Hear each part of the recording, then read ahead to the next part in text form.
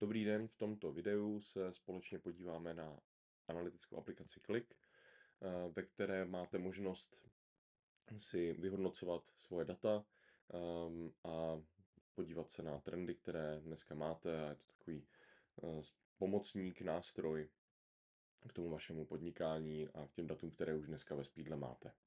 Tak, dneska se mrkneme na to, jak se vůbec přihlásit do aplikace Klik, podíváme se na nějaký základní ovládací prvky, shrneme si celé to fungování a nepůjdeme úplně do hloubky těch jednotlivých dashboardů. K tomu budou sloužit další videa, která budou přicházet časem. Tak, základ je být teda na správné webové stránce, která je speedlo.pay.de.clickcloud.com.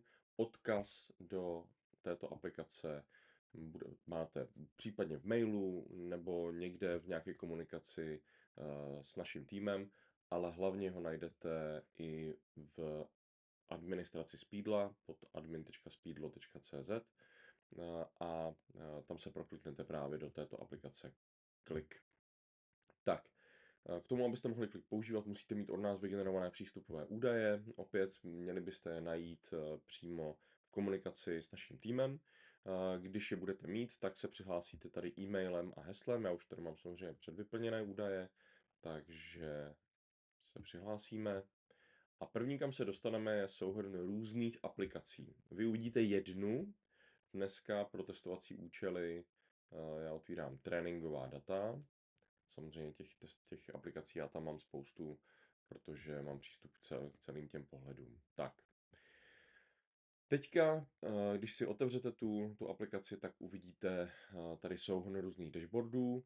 Vás nejvíc bude zajímat teďka, nebo nás pro toto video, nás bude nejvíc zajímat hlavní dashboard.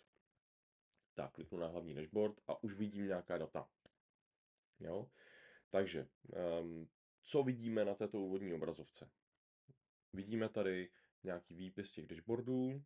Když se podíváme takto zleva, tak vidíme hlavní dashboard, tržby rozdělené na prodejní kanály a podobně. Potom tady vidíme seznam poboček, takže tady mám pobočku Hostinec Ticha například, tak když se na ní kliknu, tak se mi zafiltruje jenom ta pobočka. Potom tady vidím nahoře filtry, takže můžu filtrovat, pokud mám přístup ke statistikám poboček pod různými iči, tak můžu tady zakliknout společnost, takže tady vidím třeba řád meče. To máme anonymizovaná testovací data, takže se můžu podívat na všechny pobočky, které jsou třeba pod tímto SROčkem, pod tímto SROčkem nebo pod tímto. Potom tady vidíme filtrování na brand, to znamená na značku. Pokud provozujete více značek, například byste měli franšízu McDonaldu a KFCčka, tak si tady dáte KFC nebo McDonald. Jo? A potom tady vybíráte pobočky úplně stejně jako tady. Toto je rychlá volba, nicméně tento filtr nahoře zůstává i napříč těmi dalšími dashboardy. Tento je tady pro rychlou volbu. Tak, další zajímavé filtry jsou tedy výběr vůbec druhu prodeje, to znamená toho, jestli to bylo prodáno sebou, což je delivery, anebo in-house, to znamená na stůl zákazníkovi. Delivery jsou potom i různé možnosti toho dodání, to znamená osobní odběr nebo rozvoz. To jsou různé delivery typy, jo? Takže typy doručení. Vybírám například, že mě zajímá jenom rozvoz, tak kliknu na rozvoz. Vyberu, že chci vědět jenom takzvaný pickup, to znamená osobní odběr, a už mám zafiltrovaný osobní odběr. Jo? Tak, to bylo jenom pro ukázku.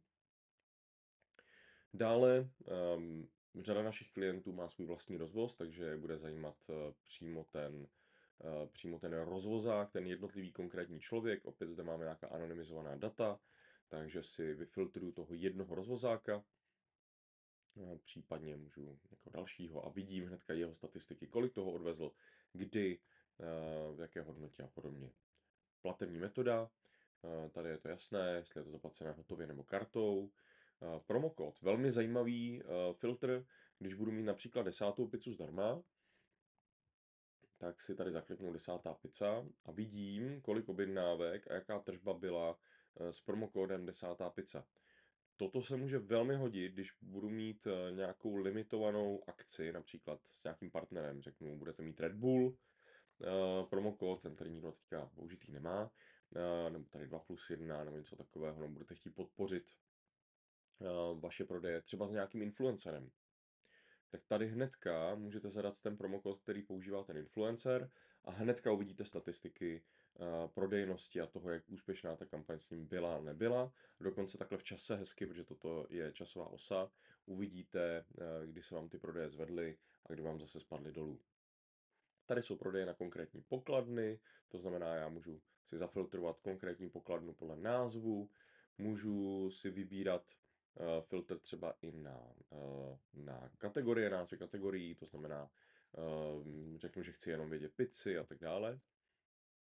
Toto je filtr na pobočky, které jsou veřejné. To znamená, když používáte například centrální pobočku pro řízení vícero poboček v nějaké síti, tak vy si tady zafiltrujete, že chcete vidět statistiky pouze z těch veřejných, aby to ignorovalo tu centrálu, která je neveřejná, ale někdy tam třeba k nějakým pohybům a prodejům může docházet z různých důvodů, tak aby vám to neskreslovalo.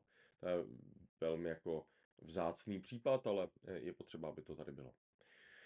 Tak, původ objednávky, ten je celkem jasný, to znamená, vybíráme, odkud ta objednávka přišla, jestli například byla z Voltu, nebo jestli byla z mého webu, takže když se podívám tady na statistiky z mého webu, tak hnedka vidím, kolik jsem toho prodal, případně se můžu podívat třeba na Foodoru, na další, takže tady vidím Foodoru, tak hnedka vidím, kolik objednávek šlo z Foodory a podobně.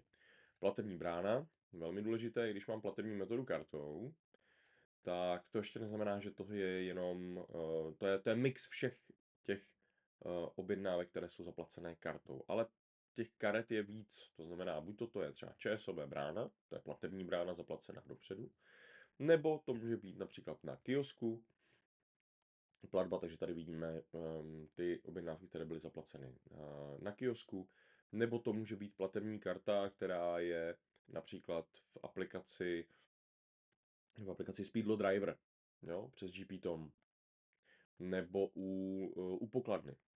Případně external gate, to jsou zase zaplacené objednávky předem od nějakého externího partnera, to znamená v tomto případě Foodora. Tak. Zajímavé je i filtrování pomocí produktového štítku. My v administraci Speedla umožňujeme označovat produkty produktovými štítky. Když to uděláte, tak potom si je můžete seskupovat a můžete si je filtrovat i zde. Takže můžu říct, že mě zajímají třeba prodeje pizz, tak si kliknu na pici a vyfiltruje mi to pouze objednávky, ve kterých mám produkty s tímto produktovým štítkem pizza. Typ kategorie, to jsou obaly, hlavní kategorie, případně přídavky, to znamená, že mě zajímají pouze prodané přídavky, tak se podíváme na filtr, nebo respektive na objednávky, kde jsou přídavky. Tak. A potom tady zase veřejné povolené pobočky, to je stejný příběh. Tak, zde vidíme rychlý filtr na to, jaké máme časové období. To znamená respektive s jakou časovou granulitou se mi zobrazuje tento graf. To znamená, když mám vybráno, teďka vidím, že ty data jsou od 1.1.2025 do 4.4.2025, tyhle ty testovací, tak vidím, že je chci mít tady na té ose rozpadlé na dny, abych viděl tu tržbu, případně počty objednávek a tak dále ve dnech. Tady tohle ty píky, které tady vidíme, to byl Valentín. Věřím tomu, že všichni jsme měli Valentín náročný a tady je to vidět.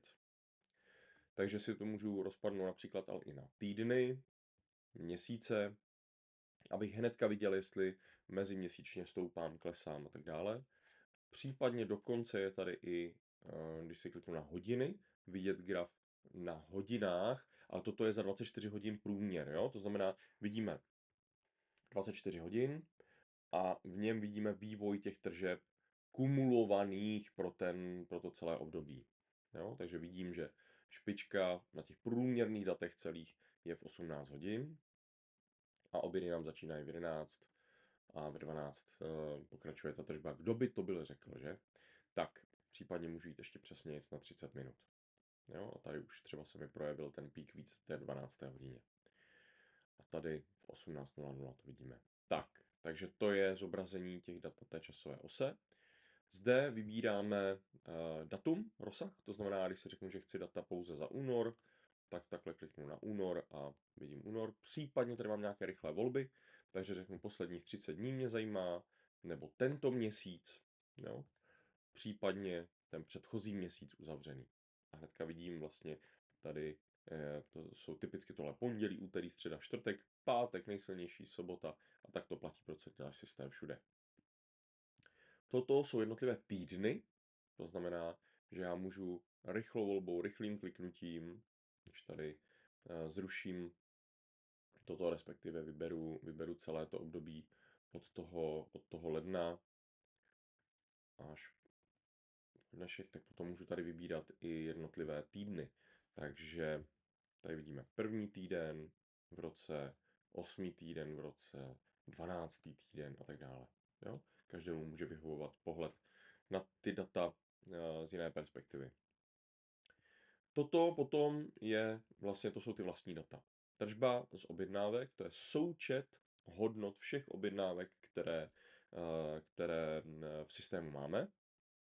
A tržba ze součtu položek je tržba na základě těch jednotlivých položek v těch objednávkách před nějakou korekcí, to znamená před slevou, 10. pizzou zdarma, před, já nevím, dýškem a tak dále a tak dále. A vidíme, že ty čísla se poměrně dost liší a je to právě z toho důvodu, že ty objednávky i z těch třetích stran, například z Foodory a podobně, můžou mít v tom součtu jinou hodnotu, než kolik je součet těch jednotlivých položek. Typický příklad je, když si dáme tady promokód, tak dám tu 10. Tak teďka vidím, že ten rozdíl je opravdu markantní, jo? Protože tržba z objednávek, to znamená ten finální součet, je 107 000 korun, ale když bych sečetl ty položky v těch objednávkách, tak by to bylo 211 000, ale jsou zlevněné tím promokódem. Takže tady je to krásně vidět, jo? To je ten příklad toho. Tak, to je pro pochopení toho rozdílu. Dokončené objednávky, to vidíme počty těch kusů, těch jednotlivých transakcí, tam není co řešit. A potom počty prodaných položek, jo? Tak to taky zase je poměrně jednoduché. Rychle si tady dokážu udělat obrázek o tom, jaký mám průměr položek do jedné objednávky. Co je velice zajímavé a zákazníci to oceňují, je pohled právě na čekání, to znamená, kde mi žije ta objednávka v čase. Já vidím, že když ji přijmu do systému, tak průměrně, než na to klikne kuchař na kuchyňském modulu, pak když používáte kuchyňský modul, velmi to doporučuju, právě i z důvodu potom držení nějakých statistik, tak trvá 19 minut, než se tomu začne věnovat.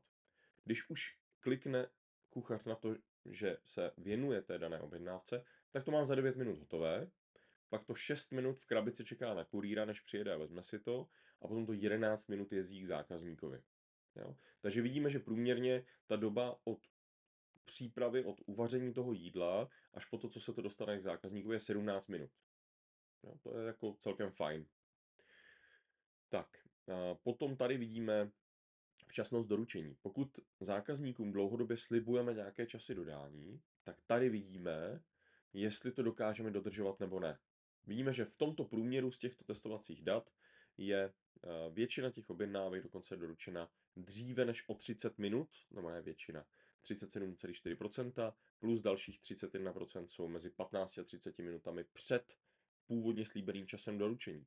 Za mě to například není v pořádku, protože já když si objednám a počítám s tím, že mi je komunikováno, že to bude za 60 minut a předtím si třeba, já nevím, půjdu venčit psa nebo něco, tak mě překvapí, když tam ta pizza bude o 30 minut dříve. Jo? Takže je to zase nějaký apel na obsluhu, aby zadávala ty realistické časy a realistická očekávání. Toto už je asi jako v pohodě, tady jsme 15 minut, 5 až 15 minut před původně slíbeným časem doručení. Tady jsme v limitu, krásně úplně, že se trefujeme, to je plus minus 5 minut. Tady jsme potom 5 až 15 minut zpoždění, ještě jako tak jako zeleně, ale už to není ideální a tady už vidíme ty průšvihový rozsahy a vidíme, že těch objednávek není příliš. Když se ale podíváme například na ten již zmiňovaný Valentín, tak vidíte, že ten rozpad vypadá úplně jinak. Jo? Těch objednávek byla opravdu veliká spousta na všechny naše klienty a najednou vidíme, že to zpoždění bylo vyšší. Jo? Takže k tomu, co to může sloužit, to je krásný příklad, jak si interpretovat ty data a vidíme taky, že než se to vůbec dostalo do kuchyně, tak to trvalo dlouho. Toto prosím vás nejsou absolutní hodnoty toho doručení. Jo? To znamená, to je vůči slíbenému času, který mohl být třeba 90 nebo 120 minut. Tak, to je tato úvodní obrazovka. Teďka, velmi důležitá věc. Všechny filtry, které vy si tady zaklikáte, tak se drží tady nahoře v této liště. Takže já když tady řeknu, že mě zajímají pouze rozvozy, takže delivery, řeknu, že to chci za časové období posledního měsíce nebo předchozího měsíce, ať ho máme celý, tak tento filtr mi tady zůstává nahoře a bude mě provázet i tím, když budu překlikávat mezi jednotlivými dashboardy. Takže teďka, když se podíváme do prodejních kanálů, kliknu, tak mi tady zůstává tento filtr a já vidím přesně ty data na tom dashboardu na základě tohoto filtru. Jo? To stejné, když půjdu do tady třeba celkového času doručení, tak tady vidím, jak které pobočky stíhají a nestíhají, respektive tady ještě musím vyloučit takzvané předobjednávky, objednávky na nějaký čas budoucí, protože ty nám to zkreslují. A vidím tady hezky, jestli se stíhá nebo nestíhá. Vidím, že tady se průměrně v hostinci Ticha se doručuje někde kolem 25-26 minut, kdežto třeba tady je to 39, 42 a podobně. To se může hodit zase pro porovnání mezi pobočkami, když jich máte víc, případně když víte, že konkurence u vás doručuje průměrně do 45 minut, tak vy na první pohled v tom průměru, v tom období poznáte v té časové ose toho dne, jak se vám daří dodržovat nějakou absolutní hodnotu toho času. Jo? Tak, teď vidíte, že mi tady zmizela ta volba těch dashboardů, musím kliknout tady na ty 3 čárky, na takzvaný hamburger menu a můžu se dostat dál. Podíváme se třeba na zpoždění objednávek, taky velmi zajímavé. A tady vidím jednotlivé pobočky a vidím, jak stíhají oproti tomu slíbenému času. Vypadá to strašně komplikovaně, ale nebojte se toho. Tady ta červená čárkovaná čára vám vyjadřuje nějaký slíbený průměr a potom nahoru jsou zpoždění do plusu, případně dolů je to, když se to stihne dřív. Jo? Takže teďka pro tento účel já si tady vyberu jenom jednu pobočku nějakou. Tak.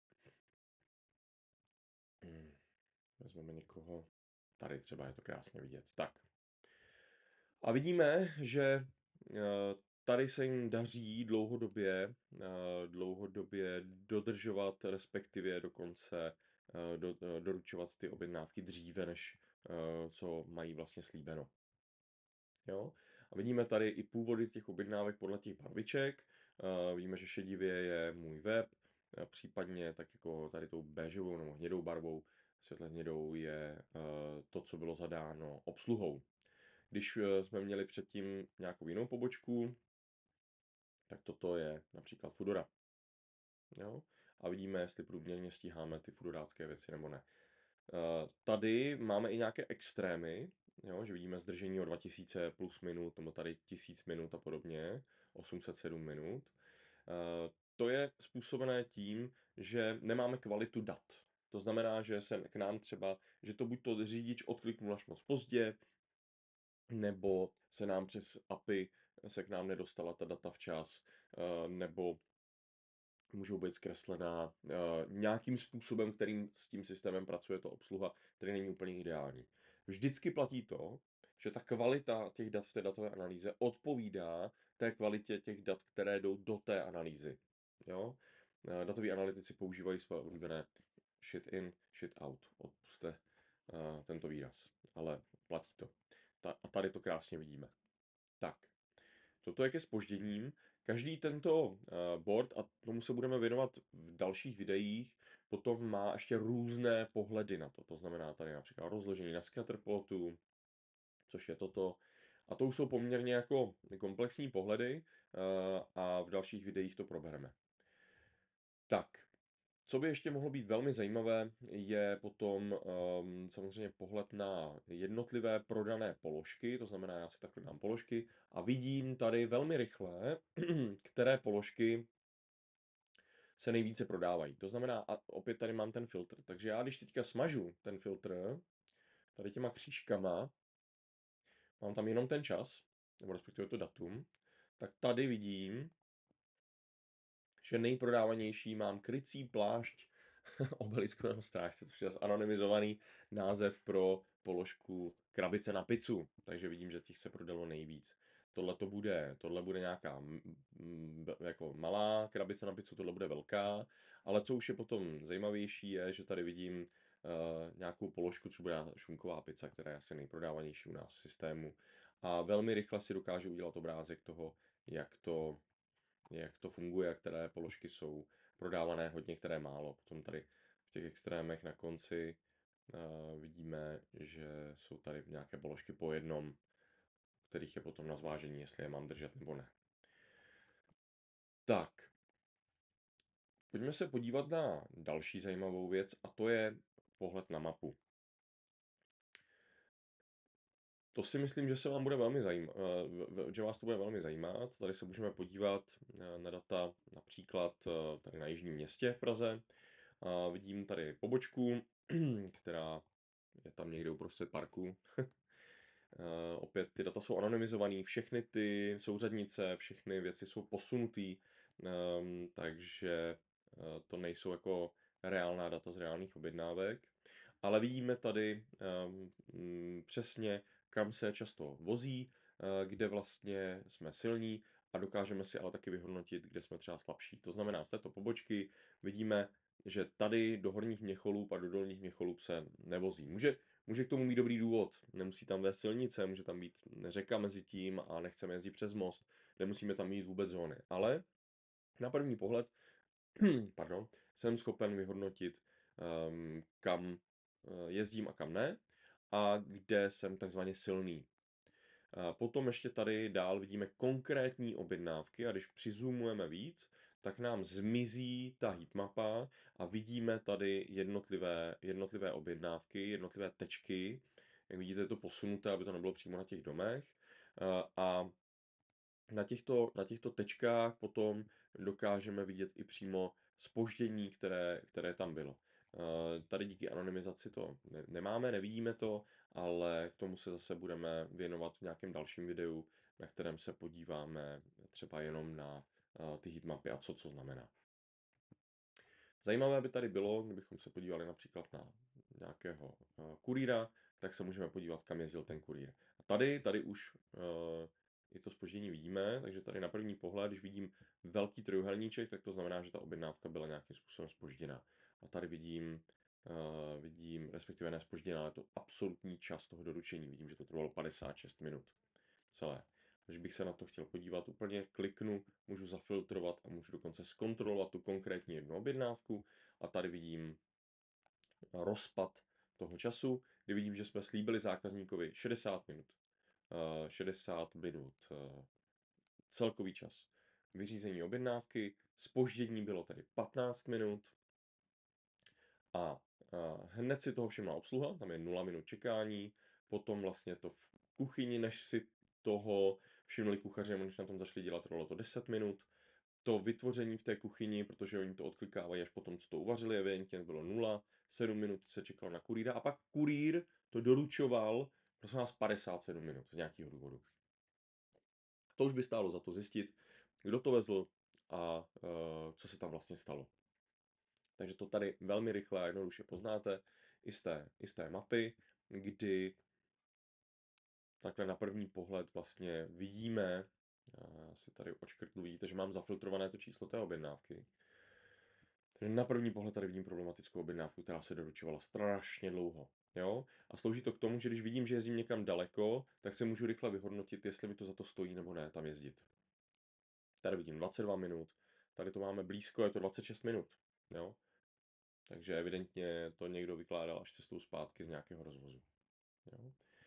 Tak, to jsou mapy. Další velmi zajímavý pohled je takzvaná komparativní analýza, která se vám bude určitě hodně líbit. Komparativní analýza slouží k tomu, že si můžu porovnávat dva nějaké celky. Takže já teďka smažu ty filtry a ukážu vám praktické využití. Takže co já tady můžu udělat, je, že si chci porovnat například pickup, to znamená osobní odběry, s rozvozy ve stejném časovém období. A najednou vidím přesně na počet objednávek, a to je zase od začátku roku, že mám 9570 osobních odběrů, pick-upů, oproti 17 000 rozvozů. A tady vidím procentuální rozdíl absolutní hodnoty a podobně. Když bych to chtěl v tržbě, tak bych se podíval tady na tržbu. Opět vidíme procentuálně 223% nárůst, oproti třeba počtu, který byl jenom 186% nárůst. To znamená, taky je jednoznačně vidět, že toho odvezu za víc peněz. Tady v počtu položek opět, anebo na průměr objednávky. A vidím, že na osobní odběr je průměrná objednávka 389 korun, oproti rozvozu, kde je průměrná objednávka 467 korun. Takže velmi rychle dokážu porovnávat nějaké metriky, které mě zajímají, tím, že tady mám nějakou modrou část a červenou část a tu mezi sebou porovnávám. Takže pokud bych měl dvě provozovny, tak tady vidím pobočka, kliknu si na pobočku, vyberu například tady Berlochvětru, to je anonymizace, a tady vyberu například Hostinec plamenů, jo, a vidím, že tady v té modré části se evidentně žádná objednávka neproběhla, takže to mám nulu, jo, takže já tady vyberu jinou, to už je zajímavější. Tak, a můžu porovnávat i v čase ten vývoj těch objednávek. Tady vidíme, se snažím najít ten Valentín, tak vidíme tady na počet objednávek, že ten Valentín byl v té červené části mnohem silnější než třeba tady v té modré, že tam ten pík nebyl tak velký. Jo? Tady se taky něco stalo, nějaký pík, který ta druhá pobočka nemá. Jak říkám, jsou to anonymizovaná data, jsou různě promíchaná, takže to neberte úplně vážně, ale ve vašem případě to určitě nějakou vypovídací hodnotu mít bude. Zajímavé je samozřejmě potom porovnávání i produktů. Jo? Vy můžete si tady porovnat třeba to, jak moc se prodává jedna stejná, tady vidíme Drakův hnědý elixír, radši ani nechci vědět, co to je, ale teoreticky teď bych se musel trefit přímo do té položky té provozovny, tak můžu porovnat na jedné pobočce, to znamená, tady mám teďka pobočku Svatyně plamenů, tak si ji vyberu i zde.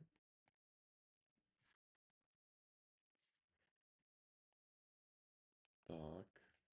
A položku vezmu nějakou jinou a můžu porovnat, jak se mi prodává jedna položka oproti té druhé v čase. Vidím, že ta modrá jde mnohem líp, než ta červená tady, co jsem vybral. A opět si to můžete krásně porovnávat, vidět z toho ty metriky. Tak, bez toho, abychom šli do nějakého úplně velkého detailu, tak toto nám teďka pro dnešek bude stačit. Já vám ještě ukážu poslední věc a to jsou nějaké exporty toho. Vás může zajímat například, dáme si třeba tu tržbu na ty prodejní kanály, kdy já tady smažu ty filtry a vidíme takovýto krásný graf, teďka to je za všechny ty provozovny. A takovýhle graf by se mi líbil, aby s tím pracoval dál. Nebo případně tyhle ty data, chtěl bych s tím dělat něco v Excelu. Tak to udělám tak, že pravým kliknu přímo na ten objekt, který mě zajímá a kliknu tady na download a vyberu si, co chci stáhnout. Takže si můžu stáhnout v Excelu přímo data, ze kterých to bere ten graf, nebo si můžu stáhnout obrázek jako takový, který se mi vyrendruje, to vždycky chviličku trvá, ale pak si ho můžu stáhnout. Případně to můžu mít ve formátu PDF. A tak to platí pro každý ten prvek, který v té analytice je. Jo? Takže já se můžu podívat na hlavní dashboard, chci tady z toho něco stáhnout, tak si dám tady zase stáhnout a můžu si stáhnout ty data, které potřebuju. Typicky, pokud bych se chtěl takzvaně hrabat v Excelu v prodaných položkách, tak půjdu do položek, tady kliknu na download a tady nedává smysl si stahovat obrázek, protože to je obrázek té tabulky, to by nám nic neřeklo, ale data ty už tady můžu mít. Takže download vlastně těch dat potom s následnou prací pro Excel. Tak, to nám pro dnešek musí stačit.